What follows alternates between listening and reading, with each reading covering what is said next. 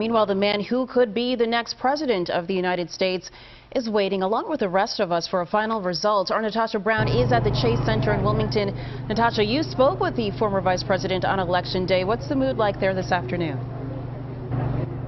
Well, there's lots of activity here in Wilmington right now. We're seeing lots of folks walking around with their Biden-Harris paraphernalia on. There's a lady behind us carrying a little doll here that looks like former Vice President Biden. So there's a lot of excitement here and a lot of activity behind me at the Chase Center. We understand there are sound checks that are being done at this point, and that venue is being readied for a possible big announcement throughout the day, depending on what happens here today. Now, former Vice President Joe Biden has taken the lead in his birth state of Pennsylvania. He's now within striking distance of getting that 270 electoral votes that he needs to win the White House. Now, as the mail-in ballots do continue to dwindle, most in the Commonwealth at this point seem to be skewing toward Biden, but it is still too close to call. The Trump campaign continues to threaten legal action, questioning the validity of the mail-in process, but we did speak with the former vice president on Election Day, one-on-one, and he was very clear as to how he saw this process playing out.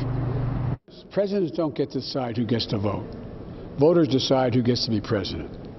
And so that's what I'm looking forward to tonight, making sure we count all the ballots, let the court decide, which they already have, how long we have to count those ballots, and move on.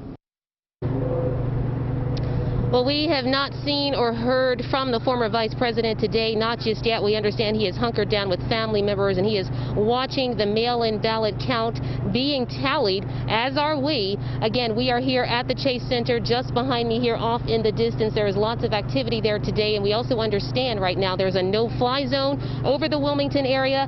Also, former Vice President Joe Biden is getting extra Secret Service detail in light of the fact that there may be a big announcement, and if he does claim victory today, that will of course be a factor. Reporting live here in Wilmington, Natasha Brown, CBS 3 Eyewitness News. All right, Natasha, thank you.